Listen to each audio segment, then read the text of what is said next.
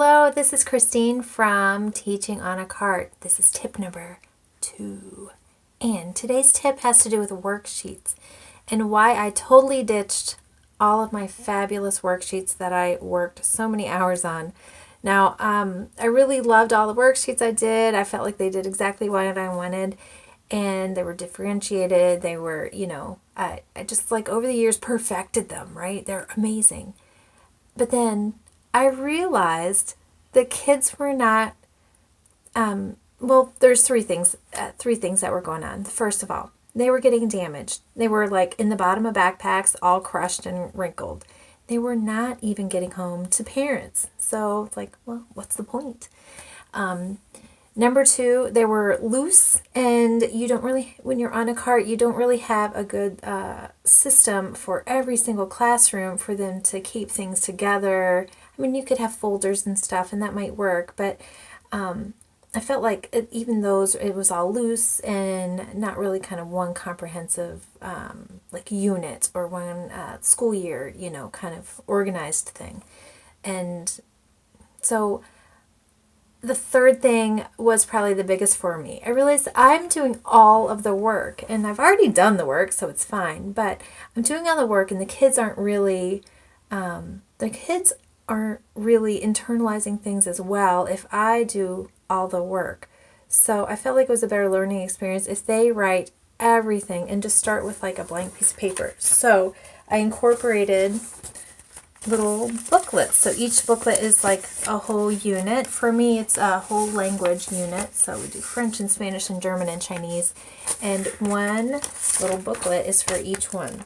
So the inside is basically blank pages, and the students write on the inside. The outside is their name. The back is their school. So I used blank paper because I wanted to stop doing everything, and I wanted to be able to put these together quickly. So the inside, on the first day of the unit, for me it's language. For you it might be art or music or gym or whatever you teach. So I take 3 blank pages, kids pass them out in the classroom, and then the cover sheet, it could just simply have the name of the unit on it, and pass those out too. Fold those in half. Fold those in half too. If you have like kindergarten and first grade, you might be doing some of the folding for them or having copy moms do it. Then I pass around a stapler if it's 3rd grade or up, but if it's 2nd grade and down, I staple them myself.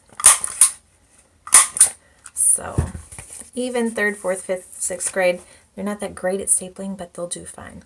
So now you have a little booklet and really plenty of pages for a whole unit. On the first page, you can see an example. What they write is the learning target first. I can name and locate 5 or more countries in South America. So that's what I did one day for one lesson. They write the learning target.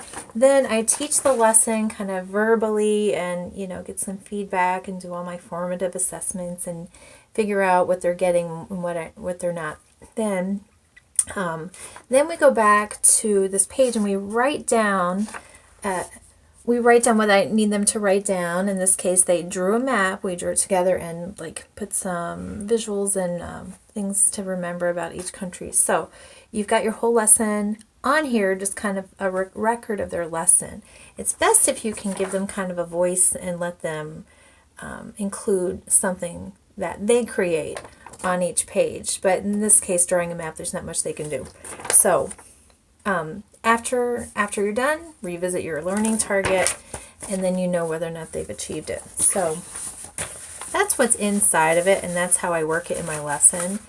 And it takes about 20 minutes to get these in the kids' hands, have them all folded, and have them all stapled. It's really a 20-minute process, so that's not a short amount of time, but it's worth it. So when they bring them home, they bring home a whole unit of work. And I tell them, when you bring it home, show your families each and every page. Go through each page and show them your work. Tell them what you learned. Tell them what you understand. And then the parents have a much better idea of what their children can do in your content area. Finally, I color code these suckers, and on the back I write the name of the school before I make my copies so that the name of the school is on each child's copy. Because sometimes when I take them home, I've got some stacks. I have over 1,000 students and 14 different schools. So if they're color coded, then I can easily tell which one goes to which school and not get anyone mixed up, because that's a lot of students. So the most important thing being the name of the school on the back. That is about it. So I ditch all of my worksheets. They just take home these things 4 times a year because I have 4 units a year, and it's working really well. In fact, some students have told me in middle school, they said, I still have my passport, my little booklet from 5th grade. And quite a few students have told me that. So it might be something that's more kind of valuable to them and something they might even keep, as they go on. So that's it. Tip number 2, make little booklets, no more worksheets.